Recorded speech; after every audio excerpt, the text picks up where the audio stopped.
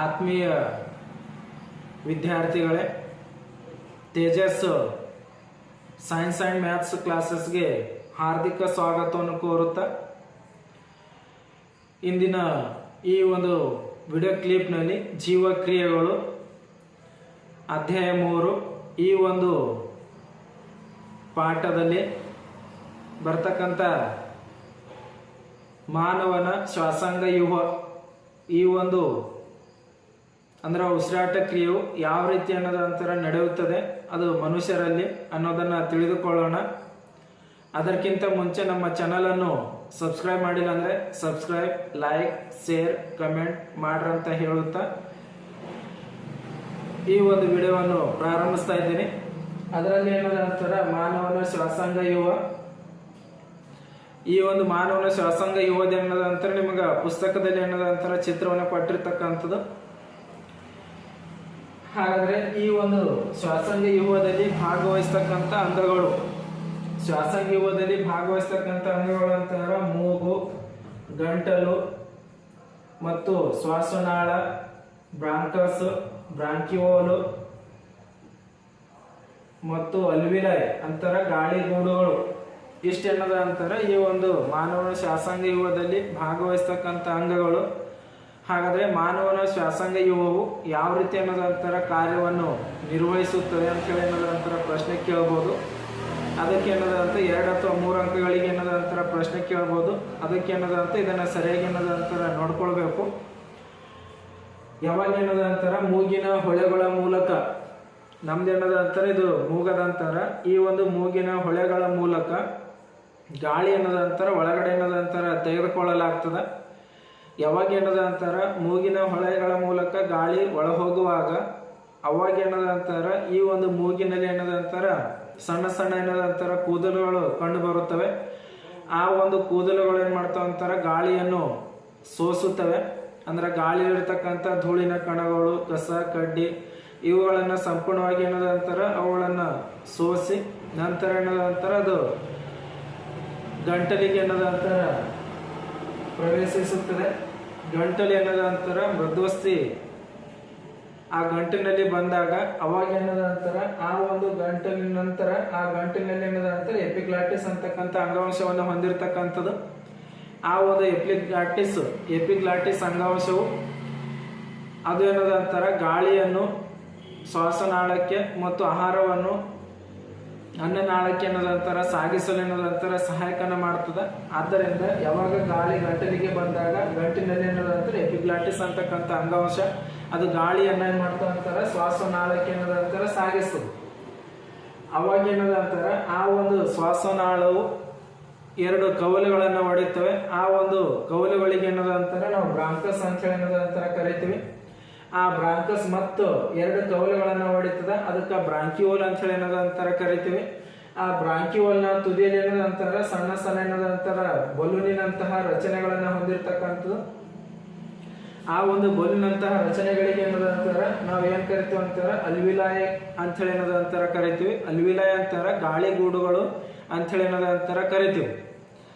ಯಾವಾಗ ಏನದಂತರ ಈ ಒಂದು ಮೂಗಿನ ಮೂಲಕ ಗಾಳಿ ಏನದಂತರ ಗಂಟಲಿಗೆ ಬರುತ್ತದ, ಗಂಟಲಿರ್ತಕ್ಕಂಥ ಎಪಿಗ್ಲಾಟಿಸ್ ಅಂಗಾಂಶದ ಸಹಾಯದಿಂದ ಆ ಒಂದು ಗಾಳಿ ಏನದಂತರ ಶ್ವಾಸನಾಳಕ್ಕೆ ಬರುತ್ತದ. ಆ ಶ್ವಾಸನಾಳದಿಂದ ಬ್ರಾಂಕಸ್ ದಿಂದ ಬ್ರಾಂಕಿಯೋಲು, ಬ್ರಾಂಕಿಯೋಲ್ದಿಂದ ಅಲ್ವಿಲಾಯ್ ಬಂದಾಗ ಅಂದ್ರೆ ಆ ಒಂದು ಗಾಳಿಗೂಡುಗಳು ಗಾಳಿಯಲ್ಲಿ ಏನದಂತರ ನಾವು ತೆಗೆದುಕೊಂಡಿರ್ತಕ್ಕಂಥ ಗಾಳಿಯಲ್ಲಿ ಆಕ್ಸಿಜನ್ ಮತ್ತು ಕಾರ್ಬನ್ ಡೈಆಕ್ಸೈಡ್ ಹೊಂದಿರತಕ್ಕಂಥ ಗಾಳಿಯನ್ನ ಹೊಂದಿರತಕ್ಕಂಥದ್ದು.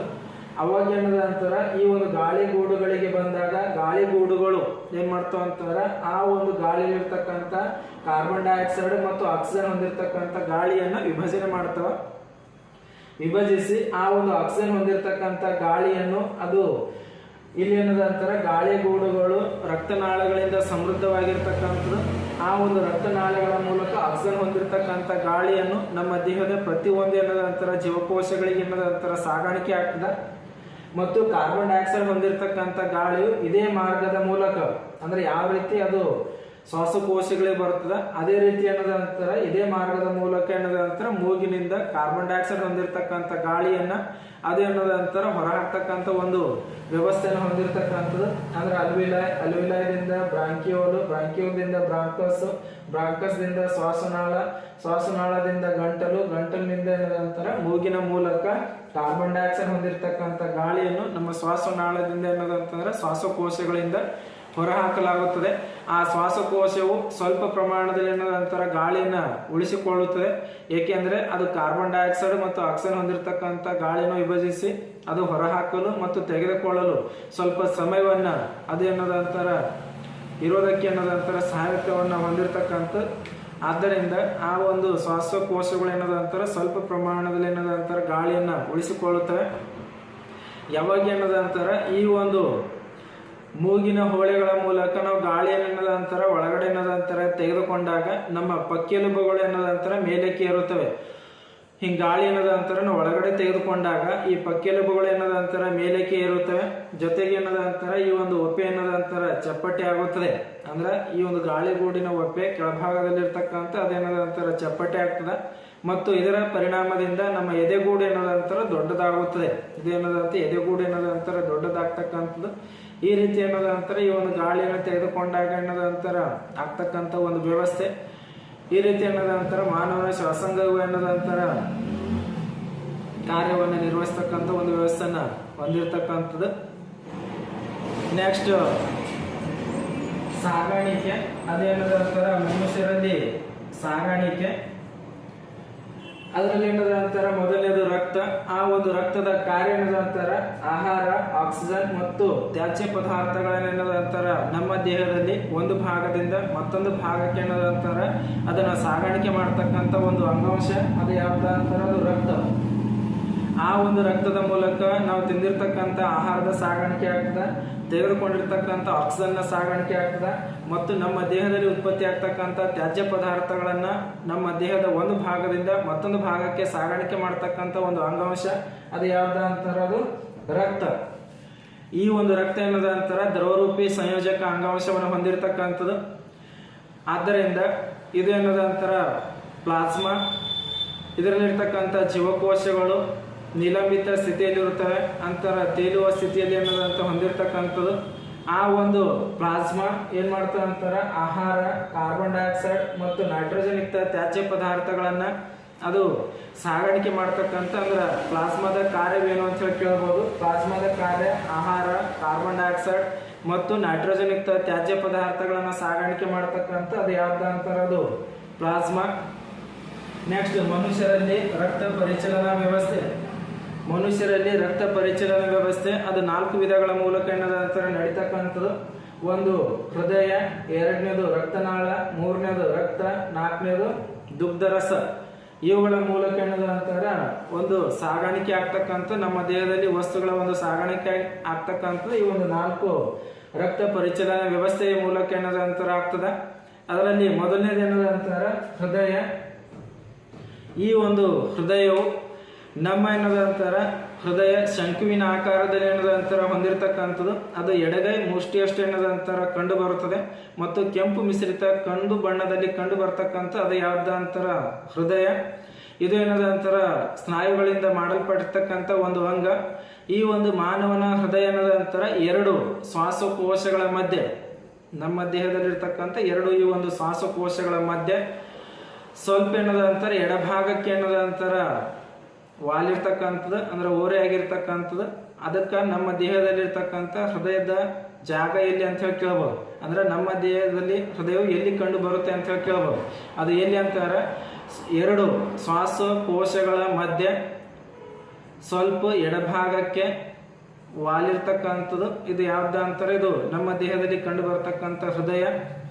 ಮತ್ತು ಈ ಒಂದು ಹೃದಯದ ಸುತ್ತಲೂ, ಇದು ಹೃದಯದ ಅಂತಾರ, ಈ ಒಂದು ಹೃದಯದ ಸುತ್ತಲೂ ಏನದಂತಾರ ಪೆರಿಕಾರ್ಡಿಯಂ ಅಂತಕ್ಕಂಥ ಏನದಂತ ಒಂದು ಸ್ನಾಯು ಅಂಗಾಂಶವನ್ನ ಕಂಡು ಬರ್ತಾ, ಅಂದ್ರೆ ಒಂದು ಪೋರೆಯನ್ನ ಕಂಡು ಬರ್ತದ. ಪೆರಿಕಾರ್ಡಿಯಂ ಅಂತಕ್ಕಂಥ ಒಂದು ಪೋರೆ ಅಂತ ಒಂದು ಪದರವನ್ನ ಕಂಡು ಬರ್ತದ. ಆ ಒಂದು ಪೋರೆಯಲ್ಲಿ ಏನದಂತಾರ ಪೆರಿಕಾರ್ಡಿಯಲ್ ಅಂತಕ್ಕಂಥ ದ್ರವ ಪದಾರ್ಥವನ್ನ ತುಂಬಿರ್ತಕ್ಕಂಥದ್ದು. ಈ ರೀತಿ ಆ ಒಂದು ಹೃದಯವು ಏನದ ಅಂತಾರ 4 ಕೋಣೆಗಳನ್ನು ಹೊಂದಿರತಕ್ಕಂಥ 1 2 3 4 ಈ 4 ಕೋಣೆಗಳನ್ನು ಹೊಂದಿರತಕ್ಕಂಥ ಹೃದಯವು ಅದು ನಮ್ಮ ದೇಹದಲ್ಲಿ ಏನದ ಅಂತಾರ ಕಂಡು ಬರುತ್ತದೆ. ಯಾವಾಗ ಆ ಒಂದು ವಸ್ತುಗಳ ಒಂದು ಸಾಗಾಣಿಕೆ ಆಗ್ಬೇಕಂತಾರ ನಮ್ಮ ದೇಹದಲ್ಲಿ ಪಂಪ್ ಮಾಡ್ತಕ್ಕಂಥ ಒಂದು ಅಂಗದ ಅವಶ್ಯಕತೆಯನ್ನು ಹೊಂದಿರತಕ್ಕಂಥದ್ದು. ಆ ಪಂಪ್ ಮಾಡ್ತಕ್ಕಂಥ ಒಂದು ಅಂಗ ಯಾವ್ದು ಅಂತಾರ ಅದು ಹೃದಯ. ಆದ್ದರಿಂದ ಆ ಒಂದು ಹೃದಯ ಏನದಂತಾರ ಪಂಪ್ ಮಾಡಿದಾಗ ಅವಾಗ ನಮ್ಮ ದೇಹದಲ್ಲಿ ಏನಾಗ್ತದೆ ಅಂದ್ರೆ ವಸ್ತುಗಳ ಒಂದು ಸಾಗಾಣಿಕೆಯನ್ನ ಹೊಂದಿರತಕ್ಕಂಥದ್ದು. ಆವಾಗ ಈ ಒಂದು ಹೃದಯದಲ್ಲಿ ಇರ್ತಕ್ಕಂಥ ಅಥವಾ ಹೃದಯದ ಭಾಗಗಳು ಯಾವ ಅಂತಾರ 4 ಕೋಣೆಗಳು. ಆ ಕೋಣೆಗಳು ಯಾವ ಅಂತಾರ ಬಲ ಹೃತ್ಕರ್ಣ ಮತ್ತು ಎಡ ಹೃತ್ಕರ್ಣ, ಬಲ ಹೃತ್ಕಕ್ಷಿ ಮತ್ತು ಎಡ ಹೃತ್ಕಕ್ಷಿ. ಆಮೇಲೆ ಏನದ ಅಂತಾರ ಸೆಪ್ಟಮ್ ಅಂತಾರ ವಿಭಜಿಸುವ ಭೀತಿ. ಆಮೇಲೆ ಏನದ ಅಂತಾರ ಕವಾಟಗಳು, ಉಚ್ಚ ಅಭಿಧಮನಿ, ನೀಚ ಅಭಿಧಮನಿ, ಮಹಾಪಧಮನಿ, ಪುಪ್ಪಸಕ ಅಪಧಮನಿ, ಪುಪ್ಪಸಕ ಅಭಿಧಮನಿ. ಇಷ್ಟೇನದ ಅಂತಾರ ಈ ಒಂದು ಹೃದಯದ ಪ್ರಮುಖವಾಗಿರ್ತಕ್ಕಂಥ ಭಾಗಗಳನ್ನು ಹೊಂದಿರತಕ್ಕಂಥದ್ದು. ಆ ಪ್ರತಿಯೊಂದು ಭಾಗದ ಏನದ ಅಂತಾರ ಕಾರ್ಯವನ್ನ ಕೇಳಬಹುದು.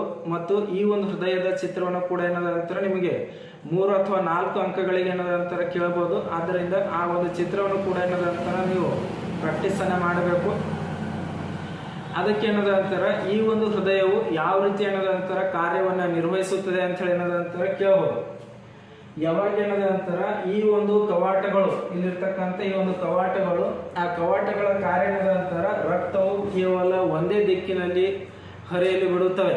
ಅಂದ್ರ ರಕ್ತ ಆ ಒಂದು ಹೃದಯದಲ್ಲಿ ರಕ್ತ ಏನದ ಅಂತಾರ ಒಂದೇ ದಿಕ್ಕಿನಲ್ಲಿ ಏನದ ಅಂತಾರ ಹರಿಯಲು ಸಹಾಯಕವನ್ನು ಹೊಂದಿರತಕ್ಕಂಥದ್ದು ಯಾವ್ದು ಅಂತಾರ ಅದು ಕವಾಟಗಳು. ಆದ್ದರಿಂದ ಈ ಒಂದು ಹೃದಯ ಯಾವ ರೀತಿ ಏನದ ಅಂತಾರ ಕಾರ್ಯನಿರ್ವಹಿಸುತ್ತದೆ ಅಂತಾರ ಈ ಕಡೆ ಏನದ ಅಂತಾರ ಇದು ದೇಹ, ಇಲ್ಲಿ ಏನದ ಅಂತಾರ ಶ್ವಾಸಕೋಶಗಳು, ಇಲ್ಲಿ ಏನದ ಅಂತಾರ ದೇಹ. ಇದು ಸೆಂಟರ್ದಾಗ ಏನದ ಅಂತಾರ ಹೃದಯ, ಇಲ್ಲಿ ಹೃದಯ. ಆಮೇಲೆ ಏನದ ಅಂತ ನಮ್ಮ ದೇಹ, ಈ ಕಡೆ ಏನದ ಅಂತಾರ ಶ್ವಾಸಕೋಶಗಳು ಅಂತ ಹೇಳಿ ಏನದ ಅಂತಾರ ತಿಳ್ಕೊಂಡಾಗ ಅವಾಗ ಏನದ ಅಂತಾರ ಇದು ಹೃದಯ, ಈ ಕಡೆ ದೇಹ, ಈ ಕಡೆ ಏನದ ಅಂತಾರ ಶ್ವಾಸಕೋಶಗಳು. ಅವಾಗ ಈ ಒಂದು ಹೃದಯವು ಯಾವ ರೀತಿ ಏನದ ಅಂತಾರ ಕಾರ್ಯವನ್ನ ನಿರ್ವಹಿಸುತ್ತದೆ ಅಂತಂದಾಗ ನಮ್ಮ ದೇಹದಲ್ಲಿ ಇರ್ತಕ್ಕಂಥ ಅಶುದ್ಧ ರಕ್ತ, ನಮ್ಮ ದೇಹದಲ್ಲಿ ಇಡೀ ಭಾಗಗಳಲ್ಲಿ ಇರ್ತಕ್ಕಂಥ ಅಶುದ್ಧ ರಕ್ತ ಅಂದ್ರೆ ನಮ್ಮ ದೇಹದಲ್ಲಿ ಇರ್ತಕ್ಕಂಥ ಅಶುದ್ಧ ರಕ್ತ ಅಂದ್ರೆ ಕಾರ್ಬನ್ ಡೈಆಕ್ಸೈಡ್ ಯುಕ್ತ ರಕ್ತ, ಆಕ್ಸಿಜನ್ ರಹಿತ ರಕ್ತ. ಆ ಒಂದು ಕಾರ್ಬನ್ ಡೈಆಕ್ಸೈಡ್ ಯುಕ್ತ ರಕ್ತ, ಆಕ್ಸಿಜನ್ ರಹಿತ ರಕ್ತ ಮತ್ತು ಅಶುದ್ಧ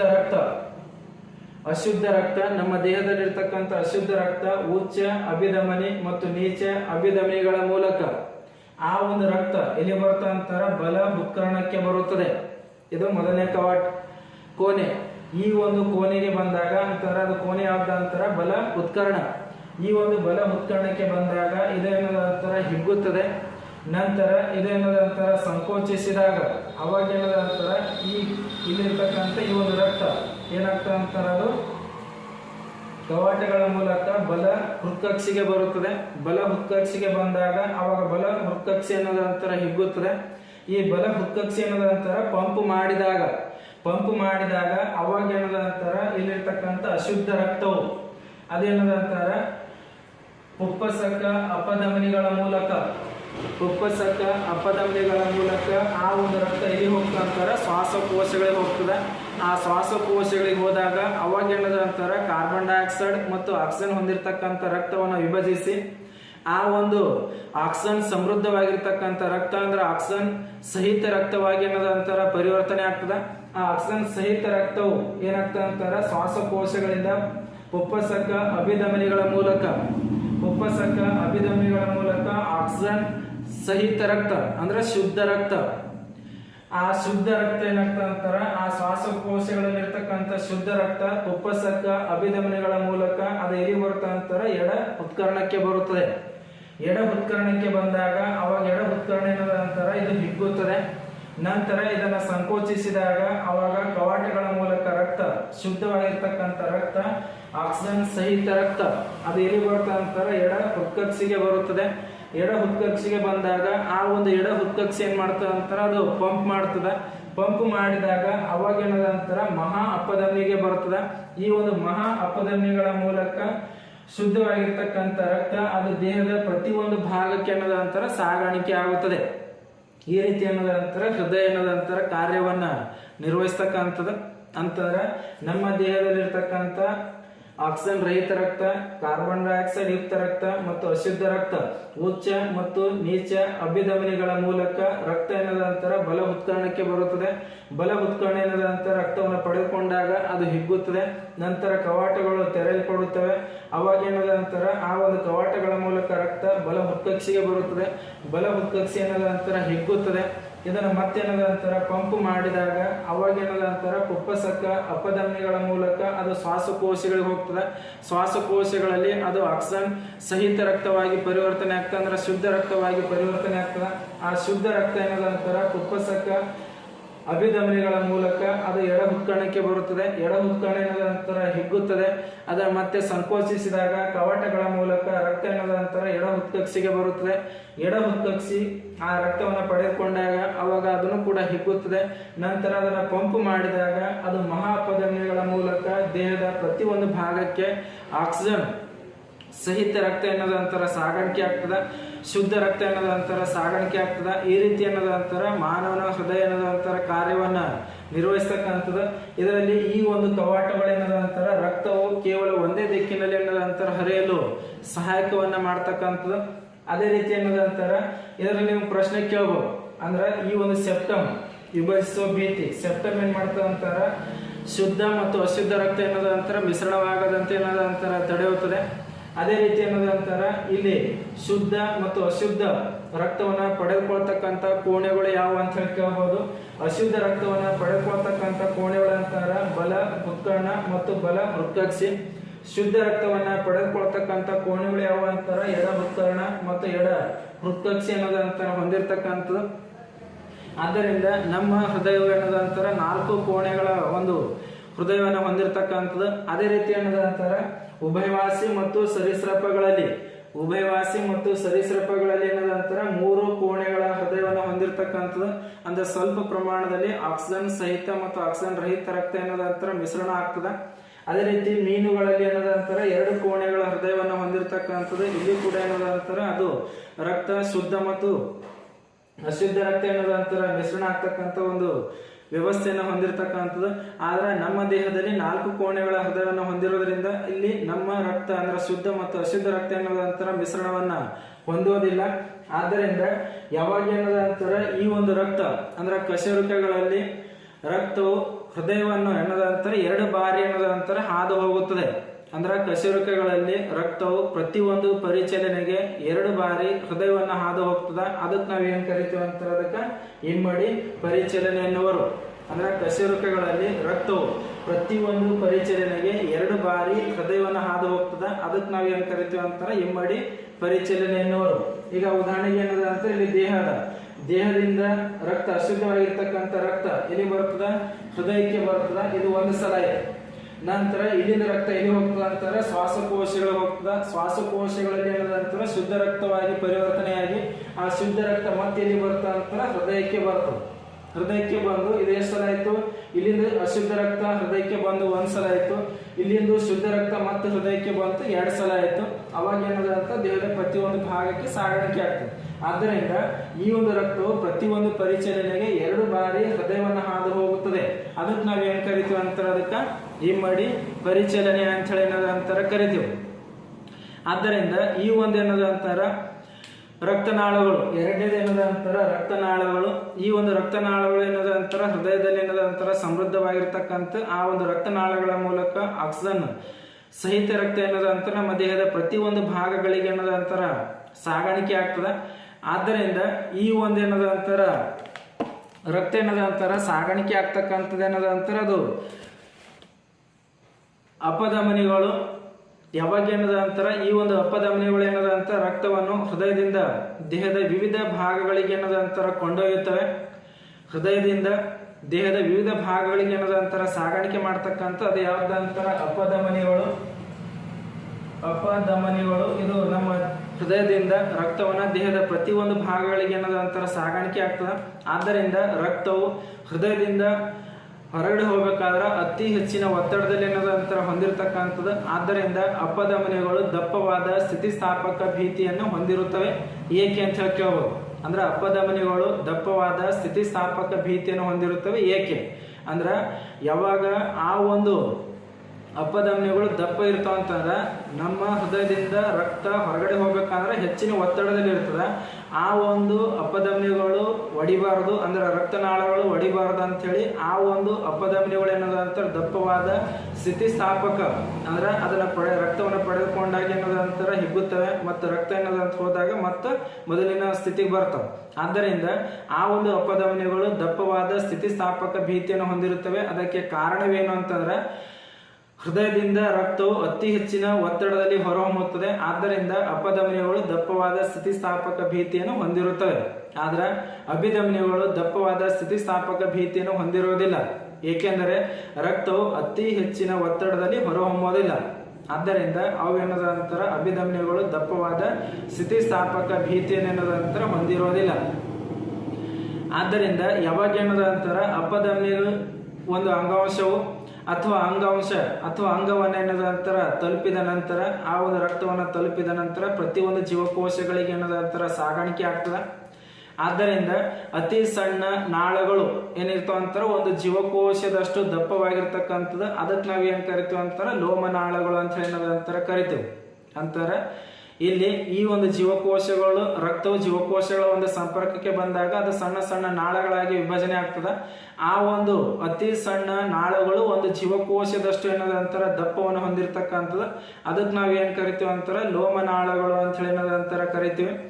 ಈ ಒಂದು ಲೋಮನಾಳಗಳ ಮೂಲಕ ಏನದಂತರ ಆ ಒಂದು ವಸ್ತುಗಳನ್ನ ಅದು ಸಾಗಾಣಿಕೆ ಆಗ್ತಕ್ಕಂಥ ಒಂದು ವ್ಯವಸ್ಥೆಯನ್ನ ಹೊಂದಿರತಕ್ಕಂಥದ್ದು. ನೆಕ್ಸ್ಟ್ ಏನದಂತರ ರಕ್ತ. ಈ ಒಂದು ರಕ್ತದಲ್ಲಿ ಏನದಂತರ ಮತ್ತೆ ಇಲ್ಲಿ 3 ವಿಧಗಳನ್ನ ಹೊಂದಿರತಕ್ಕಂಥದ್ದು. ಈಗ ರಕ್ತದಲ್ಲಿ ಏನದಂತರ 3 ಘಟಕಗಳು. ರಕ್ತದ 3 ಘಟಕಗಳು ಯಾವ ಅಂತಾರ ಮೊದಲನೇದು ರಕ್ತದ ಘಟಕಗಳು ಯಾವಂತ ಮೊದಲನೇದು ಕೆಂಪು ರಕ್ತ ಕಣ. ಇದಕ್ಕೆ ಏನಂತಾರ RBCS ಅಂತ ಹೇಳಿ ಕರಿತೀವಿ, ಅಂದ್ರೆ ರೆಡ್ ಬ್ಲಡ್ ಸೆಲ್ಸ್. ಎರಡನೇದು ಬಿಳಿ ರಕ್ತ ಕಣಗಳು. ಇದಕ್ಕೆ ಏನಂತಾರ WBCS ಅಂತ ಹೇಳಿ ಕರಿತೀವಿ, ವೈಟ್ ಬ್ಲಡ್ ಸೆಲ್ಸ್. ಮೂರನೇದು ಕಿರು ತಟ್ಟೆಗಳು ಅಂತಾರೆ. ಇದಕ್ಕೆ ಏನದಂತ ನಾವು ಪ್ಲೇಟ್ಲೆಟ್ಸ್ ಅಂತ ಏನದಂತಾರ ಕರಿತೀವಿ. ಅಂದ್ರೆ ರಕ್ತದ ಘಟಕಗಳು ಎಷ್ಟು ಅಂತಾರೆ 3: ಕೆಂಪು ರಕ್ತ ಕಣಗಳು, ಬಿಳಿ ರಕ್ತ ಕಣಗಳು ಮತ್ತು ಕಿರುತಟ್ಟೆಗಳು. ಹಾಗಾದ್ರೆ ಕೆಂಪು ರಕ್ತ ಕಣ ನಮ್ಮ ದೇಹದಲ್ಲಿ ಏನದಂತಾರ 1 ಕ್ಯೂಬಿಕ್ ಮಿಲಿಮೀಟರ್ದಲ್ಲಿ ನಮ್ಮ ದೇಹದ 1 ಹನಿ ರಕ್ತದಲ್ಲಿ 1 ಕ್ಯೂಬಿಕ್ ಮಿಲಿಮೀಟರ್ದಲ್ಲಿ ಅಂತಾರೆ ನಮ್ಮ ದೇಹದ 1 ಹನಿ ರಕ್ತದಲ್ಲಿ ಸುಮಾರು 4.5 ರಿಂದ 5.5 ಮಿಲಿಯನ್ ದಷ್ಟು 4.5 ರಿಂದ 5.5 ಮಿಲಿಯನ್ ಅಷ್ಟು ಏನದಂತಾರೆ ಈ ಒಂದು ಕೆಂಪು ರಕ್ತ ಕಣಗಳು ಏನದಂತಾರ ಕಂಡು ಬರುತ್ತವೆ. ಈ ಕೆಂಪು ರಕ್ತ ಕಣಗಳ ಕಾರ್ಯ ಏನದಂತಾರ ನಮ್ಮ ದೇಹದಲ್ಲಿ ಆಕ್ಸಿಜನ್ ಅನ್ನು ಸಾಗಿಸುತ್ತದೆ. ಕೆಂಪು ರಕ್ತ ಕಣಗಳ ಕಾರ್ಯವೇನು ಅಂತ ಹೇಳಿ ಕೇಳಬಹುದು. ಕೆಂಪು ರಕ್ತ ಕಣಗಳ ಕಾರ್ಯ ಏನದಂತಾರ ಅದು ಆಕ್ಸಿಜನ್ ಅನ್ನು ಸಾಗಿಸುತ್ತದೆ. ನೆಕ್ಸ್ಟ್ ಎರಡನೇದು ಬಿಳಿ ರಕ್ತ ಕಣಗಳು. ಈ ಬಿಳಿ ರಕ್ತ ಕಣಗಳು ಏನದಂತಾರ 1 ಕ್ಯೂಬಿಕ್ ಮಿಲಿಮೀಟರ್ದಲ್ಲಿ ಸುಮಾರು ಏನದಂತಾರ 6,000 ದಿಂದ 10,000 ಅಷ್ಟು ಏನದಂತಾರ ಬಿಳಿ ರಕ್ತ ಕಣಗಳು ಏನದಂತಾರ ಕಂಡು ಬರುತ್ತವೆ. ನಮ್ಮ ದೇಹದ 1 ಹನಿ ರಕ್ತದಲ್ಲಿ ಎಷ್ಟಿರ್ತಾವ ಅಂತಾರ 6,000 ದಿಂದ 10,000 ಏನದಂತಾರ ಬಿಳಿ ರಕ್ತ ಕಣಗಳನ್ನ ಹೊಂದಿರತಕ್ಕಂಥದ್ದು. ಈ ಒಂದು ಬಿಳಿ ರಕ್ತ ಕಣಗಳ ಕಾರ್ಯ ಏನದಂತಾರ ಸೂಕ್ಷ್ಮಾಣು ಜೀವಿಗಳನ್ನು ಕೊಲ್ಲುತ್ತದೆ ಮತ್ತು ರೋಗ ನಿರೋಧಕ ಶಕ್ತಿಯನ್ನು ಹೆಚ್ಚಿಸುತ್ತದೆ. ನಮ್ಮ ದೇಹದಲ್ಲಿ ರೋಗ ನಿರೋಧಕ ಶಕ್ತಿ ಹೆಚ್ಚಿಗೆ ಆಗ್ಬೇಕಂತಾರ ಅದಕ್ಕೆ ಕಾರಣವಾಗಿರ್ತಕ್ಕಂಥದ್ದು ಏನದಂತಾರ ಬಿಳಿ ರಕ್ತ ಕಣಗಳು ಮತ್ತು ಸೂಕ್ಷ್ಮಾಣು ಜೀವಿಗಳನ್ನ ಕೂಡ ಕೊಲ್ತಕ್ಕಂಥದ್ದು ಯಾವ್ದು ಅಂತಾರ ಅದು ಬಿಳಿ ರಕ್ತ ಕಣಗಳು ಏನದಂತಾರ ಹೊಂದಿರತಕ್ಕಂಥದ್ದು. ನೆಕ್ಸ್ಟ್ ಮೂರನೇದು ಏನದಂತಾರ ಕಿರುತಟ್ಟೆಗಳು. ಈ ಒಂದು ಏನದಂತಾರ ಕಿರುತಟ್ಟೆಗಳು ಯಾವಾಗ ನಮಗೆ ಏನದಂತಾರ ಗಾಯಗಳಾದಾಗ ಅಥವಾ ಆಕ್ಸಿಡೆಂಟ್ ಆದಾಗ ಎಲ್ಲಾದ್ರೂ ಪೆಟ್ಟಾದಾಗ ರಕ್ತ ಏನದಂತಾರ ಹೊರಗಡೆ ಹೋಗ್ತಾ ಇರ್ತದ. ಅದರ ಸ್ವಲ್ಪ ಸಮಯದ ನಂತರ ಏನದಂತಾರ ಅದು ನಿಂದಿರ್ತದ. ಅದಕ್ಕೆ ಕಾರಣ ಏನದಂತಾರ ಅದು ಕಿರುತಟ್ಟೆಗಳು ಅಂತಾರ. ಈ ಒಂದು 1 ಕ್ಯೂಬಿಕ್ ಮಿಲಿಮೀಟರ್ದಲ್ಲಿ 1 ಕ್ಯೂಬಿಕ್ ಮಿಲಿಮೀಟರ್ದಲ್ಲಿ ಅಂದ್ರೆ ನಮ್ಮ ದೇಹದ ಒಂದು ಹನಿ ರಕ್ತದಲ್ಲಿ ಸುಮಾರು ಏನದಂತರ 2,50,000 ಏನದಂತರ ಈ ಒಂದು ಕಿರುತಟ್ಟೆಗಳನ್ನು ಹೊಂದಿರತಕ್ಕಂಥದ್ದು.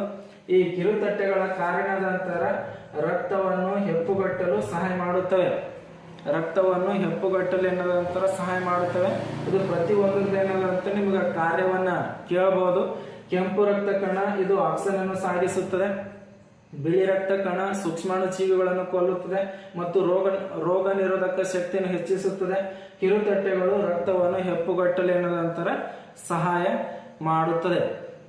ನೆಕ್ಸ್ಟ್ ಏನದಂತರ 4ನೇದು ದುಗ್ಧರಸ. ಈ ಒಂದು ದುಗ್ಧರಸ ಸಾಗಾಣಿಕೆಯಲ್ಲಿ ತೊಡಗಿಸಿಕೊಂಡಿರುವ ಮತ್ತೊಂದು ಏನದಂತರ ದ್ರವ ವಸ್ತು. ಅದಕ್ಕೆ ನಾವು ದುಗ್ಧರಸ ಅಂತ ಹೇಳಿ ಏನದಂತರ ಕರಿತೀವಿ ಅಥವಾ ಅಂಗಾಂಶ ದ್ರವ ಅಂತ ಹೇಳಿ ಏನದಂತರ ಕರೆಯಲಾಗ್ತದೆ. ಈ ಒಂದು ದುಗ್ಧರಸವು ದುಗ್ಧ ಲೋಮನಾಳಗಳ ಮೂಲಕ ನಮ್ಮ ದೇಹದಲ್ಲಿ ಏನದಂತರ ಸಾಗಾಣಿಕೆ ಆಗ್ತಕ್ಕಂಥ ಒಂದು ವ್ಯವಸ್ಥೆಯನ್ನ ಹೊಂದಿರತಕ್ಕಂಥದ್ದು. ಇದು ಏನದಂತರ ಬಣ್ಣರಹಿತವಾಗಿರ್ತಕ್ಕಂಥದ್ದು. ಯಾವಾಗ ನಮ್ಮ ದೇಹದಲ್ಲಿ ರಕ್ತದ ಅಂತರ ಅದಕ್ಕೆ ಬಣ್ಣವನ್ನು ಹೊಂದಿರತಕ್ಕಂಥ ಅದು ಕೆಂಪು ಬಣ್ಣವನ್ನು ಹೊಂದಿರತಕ್ಕಂಥದ್ದು. ಆದ್ರೆ ಈ ಒಂದು ದುಗ್ಧರಸ ಅದು ಕೂಡ ದ್ರವ ವಸ್ತು, ಆದ್ರೆ ಅದು ಬಣ್ಣರಹಿತವಾಗಿರ್ತಕ್ಕಂಥ ಒಂದು ದ್ರವ ವಸ್ತು. ಇದು ದುಗ್ಧ ಲೋಮನಾಳಗಳಲ್ಲಿ ಏನದಂತರ ಹರಿಯುತ್ತದೆ ಮತ್ತು ಇದು ಅಂತಿಮವಾಗಿ ಏನದಂತರ ದುಗ್ಧರಸದ ಕಾರ್ಯ ಏನದಂತರ ಜೀರ್ಣವಾದ ಮತ್ತು ಕರುಳಿನಿಂದ ಹೀರಲ್ಪಟ್ಟ ಕೊಬ್ಬನ್ನು ಸಾಗಿಸುತ್ತದೆ. ದುಗ್ಧರಸದ ಮೊದಲನೇ ಕಾರ್ಯ ದುಗ್ಧರಸವು ಜೀರ್ಣವಾದ ಮತ್ತು ಕರುಳಿನಿಂದ ಹೀರಲ್ಪಟ್ಟ ಕೊಬ್ಬನ್ನು ಸಾಗಿಸುತ್ತದೆ ಮತ್ತು ಎರಡನೇದು ಜೀವಕೋಶದ ಹೊರಗಿನ ಅಧಿಕ ದ್ರವ ಪದಾರ್ಥಗಳನ್ನು ಮರಳಿ ರಕ್ತಕ್ಕೆ ಹರಿಯುವಂತೆ ಮಾಡುತ್ತದೆ. ಅಂದ್ರೆ ಜೀವಕೋಶದ ಹೊರಗಿನಿಂದ ಅಧಿಕ ದ್ರವ ಪದಾರ್ಥಗಳನ್ನು ಮರಳಿ ರಕ್ತಕ್ಕೆ ಏನದಂತರ ಹರಿಯುವಂತೆ ಮಾಡ್ತಕ್ಕಂಥ ಅದು ಯಾವ್ದಂತರ ದುಗ್ಧರಸ. ಈ ಒಂದು ದುಗ್ಧರಸ ಏನದಂತರ ಬಣ್ಣರಹಿತವಾಗಿರ್ತಕ್ಕಂಥ ಕಡಿಮೆ ಪ್ರೋಟೀನ್ ಅನ್ನು ಹೊಂದಿರತಕ್ಕಂಥ ಅದು ಯಾವ್ದಂತರ ದುಗ್ಧರಸ. ಬಣ್ಣರಹಿತ ಮತ್ತು ಕಡಿಮೆ ಪ್ರೋಟೀನ್ ಅನ್ನು ಹೊಂದಿರತಕ್ಕಂಥ ಅದು ಯಾವ್ದಂತರ ದುಗ್ಧರಸ. ಇದು ಏನದಂತರ ದುಗ್ಧ ಲೋಮನಾಳಗಳ ಮೂಲಕ ನಮ್ಮ ದೇಹದಲ್ಲಿ ಏನದಂತರ ಸಾಗಾಣಿಕೆ ಆಗ್ತಕ್ಕಂಥ ಮತ್ತು ವಿಶಿಷ್ಟ ಕಾರ್ಯವನ್ನು ನಿರ್ವಹಿಸ್ತಕ್ಕಂಥದ್ದು. ಆದ್ದರಿಂದ ಇಲ್ಲಿವರೆಗೆ ಈ ಒಂದು ವಿಡಿಯೋವನ್ನು ವೀಕ್ಷಿಸಿದ್ದಕ್ಕಾಗಿ ಧನ್ಯವಾದಗಳು.